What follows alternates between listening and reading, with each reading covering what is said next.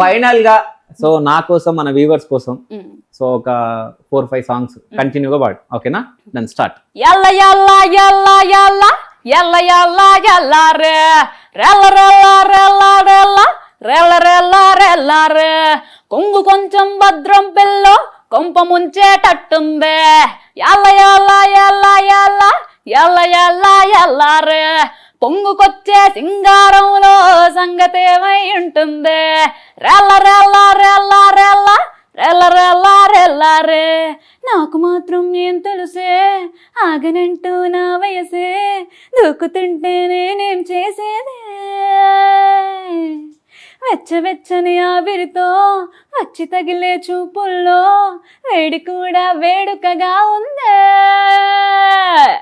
యల్ల యల్ల యల్ల యల్ల యల్ల యల్ల యల్ల యల్ల యల్ల యల్ల యల్ల రే రెల్ల రెల్ల రెల్ల రెల్ల రెల్ల రెల్ల రెల్ల రే.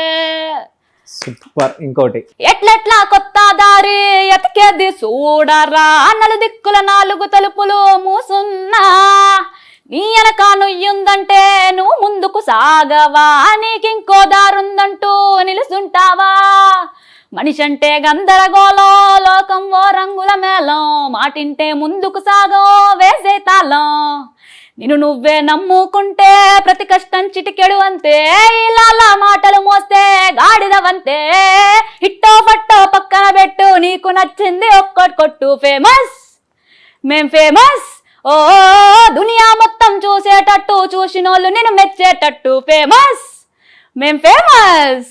So హిట్టో పట్టో కొట్టాలంటావు?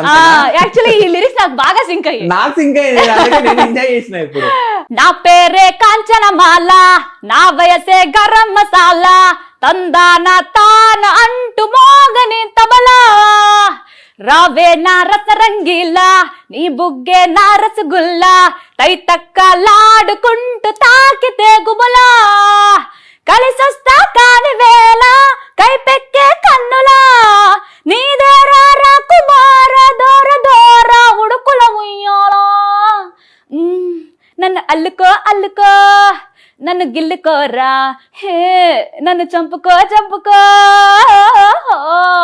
మేడరాజు బిడ్డనంట మేడారం జాతరంట సమ్మక్క సారమ్మల తల్లి బిడ్డల పండుగంట జోడు కొమ్ములతోటి దింసాట పాటతోటి అరే భక్తులు బయలెల్లని తల్లి సమ్మక్క జోడు భక్తితో బయలెల్లని పార్వతి బిడ్డకు మొక్క మేడరాజు బిడ్డనంట మేడారం జాతరంట సమ్మక్క సారమ్మల తల్లి బిడ్డల పండుగంట జోడు కొమ్ములతోటి దింసాట పాటతోటి అరే భక్తులు బయలెల్లని తల్లి సమ్మక్క జోడు భక్తితో బయలెల్లని పార్వతి బిడ్డకు మొక్క. సో ఫైనల్ గా ఇంకోటి మంచి సాంగ్. నరుడా ఓ నరుడా ఏమి కోరిక నరుడా ఓ నరుడా ఏమి కోరిక కోరుకో కోరి చేరుకో చెరి ఏలుకో బాలక కోరుకో కోరి చేరుకో చెరి ఏలుకో బాలక నరుడా ఓ నరుడా ఏమి కోరిక నరుడా ఓ నరుడా ఏమి కోరిక. సూపర్. అసలు నీకు ఇష్టమైన సాంగ్ ఏది? నాకు ఇష్టమైన సాంగ్ బోల్డ్ ఉంటాయి అవి. ఇష్టమైన సాంగ్ గుర్తులేదా? అంటే అంటే చెప్తే ఎక్కడ పాటిస్తాడు అని చెప్పి భయమా?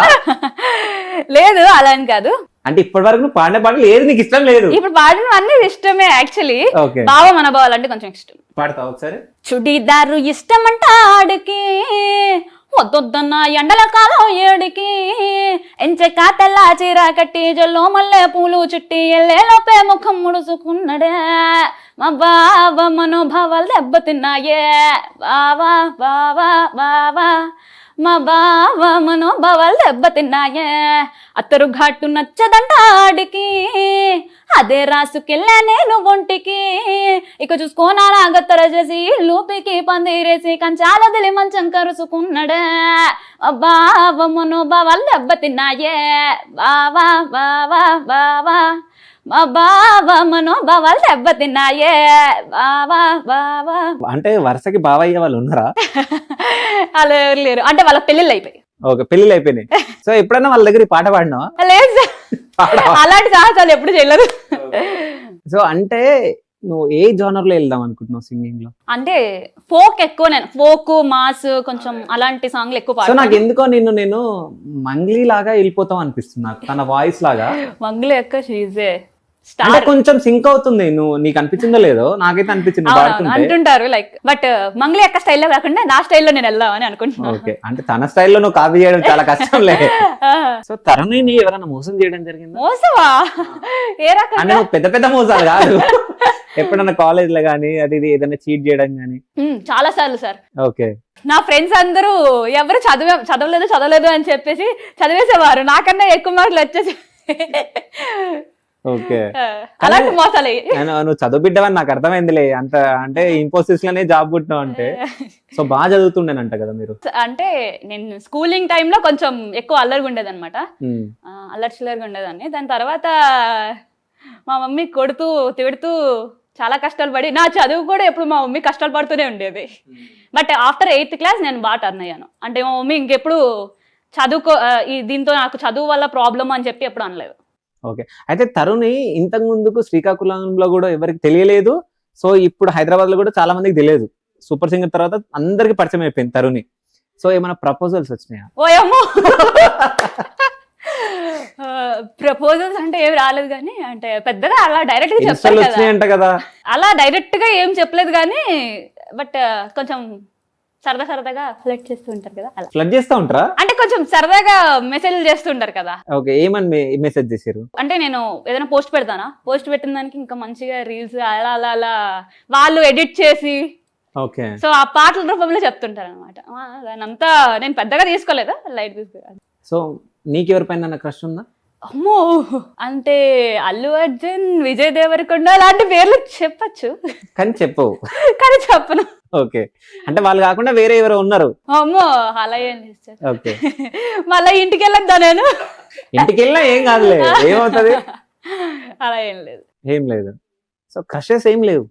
ఉన్నది చెప్ప. సరే, హీరోలు ఎవరన్నా ఉన్నారా? మహేష్ బాబు గారు అంటే చాలా ఇష్టం, కల్పించే ఛాన్స్ ఇస్తారా? సో అవకాశం ఉంటే చూద్దాం, ఫస్ట్ నేను కలవాలి కదా.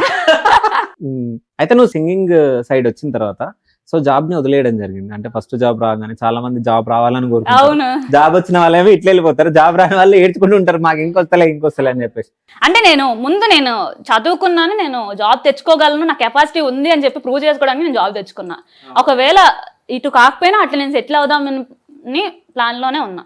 ఓకే, అంటే ఇన్ఫోసిస్ అంటే చాలా ఐటీ కంపెనీలో టాప్. అవునా? సో దాంట్లో వచ్చింది, అయినా కానీ అది వద్దనుకోని చెప్పేసి సింగింగ్ సైడ్ వెళ్ళినావు. ఎప్పుడన్నా బాధపడ్డావు అంటే ఎందుకు వదిలేసా జాబ్ అని? అట్లా అలా ఏం అనిపించలేదు. అలా అనిపిస్తే ఫస్ట్ అంటే అలా ఎప్పుడైతే థాట్ వచ్చిందో నేను ఎందులో ఫెయిల్ అయిపోతున్నాను అన్న ఫీలింగ్ నాకు వస్తుందని అర్థం. సో నేను అలా తెచ్చుకోలేదు. అంటే ఒకవేళ నేను ఇక్కడ ఉన్నా కూడా, బట్ నేను దీనికోసమే కదా వచ్చాను, సో ఏదో ఒకటి సాధిద్దాం అన్న ఫీలింగ్ లో ఉన్నాను అనమాట. సో అలా ఎప్పుడు అనుకోలేదు. బట్ కొన్ని సార్లు అంటే అందరు చేసుకుంటుంటారు కదా, నేను హాస్టల్లో ఉంటున్నాం కదా, సో అందరూ చేసుకుంటారు, అందరికి ఏదో ఒక పని ఉంది రోజు, నాకే ఏం పని లేదా అనిపిస్తుంటది.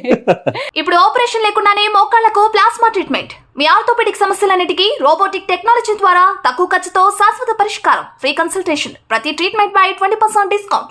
ఈ ఆఫర్ కొద్ది రోజులు మాత్రమే, త్వరపడండి. V9 hospitals 9281465842.